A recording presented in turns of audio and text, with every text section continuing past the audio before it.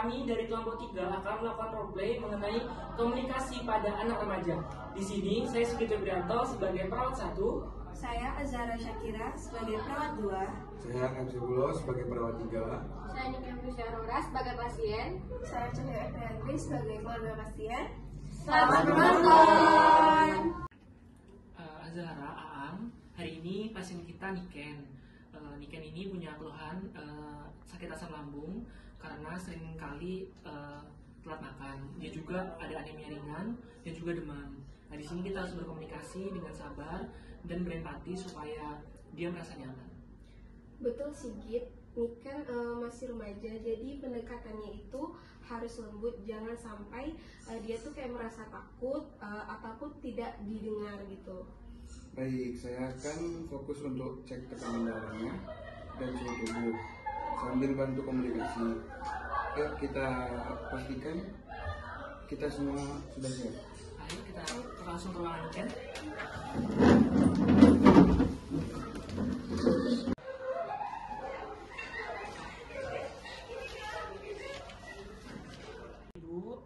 Perkenalkan, nama saya di sini Sigit Febrianto. Di sini saya dengan rekan perawat lainnya, ada perawat Azhara dan juga perawat Aang. Di sini kami yang akan menjaga dan merawat selama di sini. Boleh sebutkan namanya? Nama saya Niken. Ya, terima kasih Niken. Di sini kakak-kakak di sini mau ngajak ngobrol Niken sebentar nih untuk memastikan keadaan Niken lebih dalam dan juga untuk membantu dalam proses penyembuhan. Nanti jika ada yang kurang nyaman bisa bilang ya Niken. Bu, terima kasih ya Bu. Di sini Ibu sudah mendampingi anaknya selama perawatan. Dan nanti juga kita akan menjelaskan sedikit mengenai peran orang tua dalam proses pemulihan anak. Iya Nurse, terima kasih juga ya sudah datang dan sudah mau merawat anak saya. Tentu Bu, kami akan berusaha memberikan yang terbaik untuk Niken. Kami ingin tahu bagaimana perasaan kamu hari ini dan apa yang kamu rasakan. Niken, boleh kakak tahu sejak kapan Niken mulai merasakan sakit lambung? Kamu sering telat makan ya Niken. Mungkin ada alasan tertentu. Mungkin karena sibuk dengan kegiatan sekolah ataupun kamu nggak selera makan ya. Iya Kak, kadang tugas sekolah itu numpuk, jadi suka nunda telat makan. Wah, berarti Niken aktif banget ya. Tapi tubuh Niken perlu asupan. Nah, Niken, selain Niken sakit lambung, Niken juga anemia ringan dan juga demam. Nah, nanti kita cek tekanan darahnya sama suhu badannya ya, biar kita tahu kondisi lebih lanjut. Boleh atau tidak Niken? Boleh Kak, tapi aku sedikit takut dengan atensi karena bunyinya itu. Gak apa-apa Niken. Alat ini gak sakit kok. Seperti dipeluk ringan di tangan.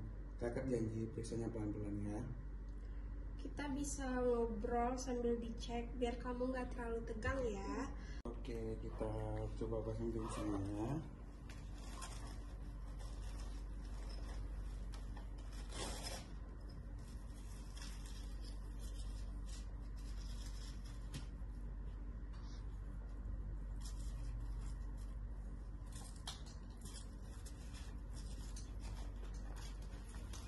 Isi adik.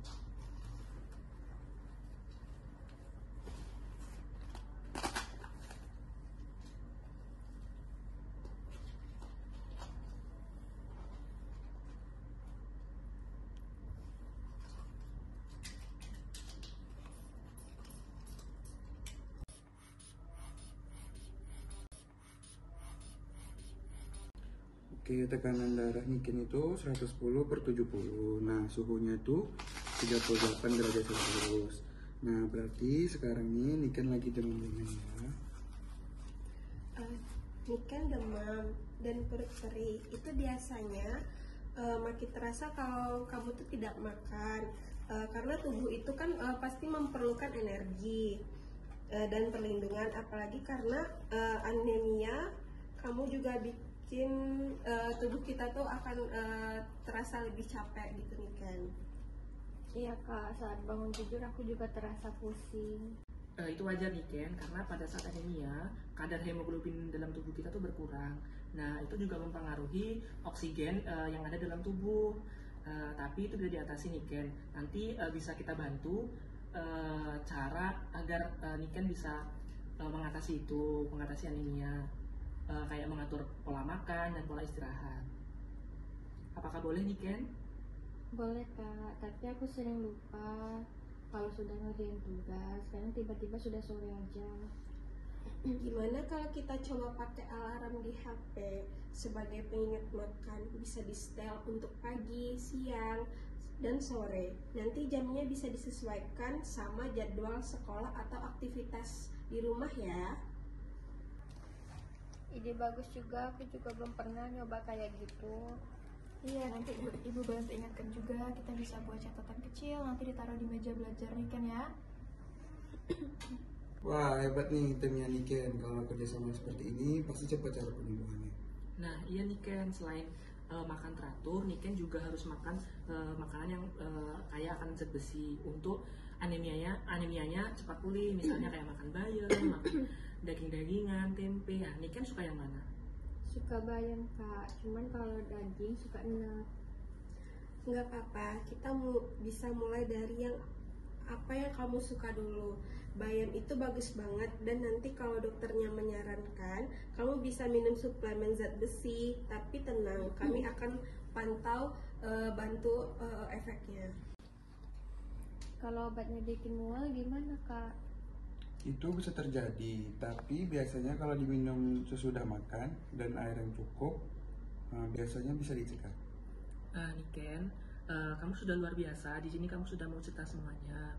Itu bisa menjadi langkah untuk mempercepat kesembuhan kamu. Kami bangga. Terima kasih Kak, rasanya lebih lega sekarang mengobrol. Kapanpun yang kamu ingin cerita atau sekedar tanya-tanya, kamu boleh panggil kami ya. Kami selalu ada buat kamu. Iya, terima kasih Nar sudah membantu Niken, perhatian dan sabar kepada Niken. Saya juga sebagai orang tua jadi tenang. Iya Bu, sama-sama. Di sini kami hanya membantu. Nah, kunci dari perawatan itu adalah kerjasama antara tim perawatan, keluarga, dan juga tentunya pada pasien. Sama-sama Bu, kami di sini juga untuk membantu supaya Niken itu cepat sehat dan nyaman. Niken, nanti kita akan kembali lagi ke sini kalau ada keluhan atau hal yang ingin ditanyain. Ibu juga kalau misalnya ada yang ingin tanyain bisa langsung ke station ya Bu. Iya. Permisi ya Bu. Permisi ya Bu. Di sini Ken. Sekian video dari kami. Terima kasih.